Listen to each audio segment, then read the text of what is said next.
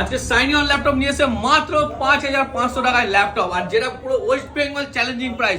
First time দাদা চ্যানেলে নিয়ে চলে এসেছি একদম সস্তা ল্যাপটপ ডেস্কটপ ট্যাব, পুরো ভিডিও এন্ড অবধি দেখো। সুপার কালেকশন, সস্তা ল্যাপটপ আর উইথ রিপ্লেসমেন্ট ওয়ারেন্টির সাথে পুরো ওয়েস্ট বেঙ্গল চ্যালেঞ্জিং প্রাইস।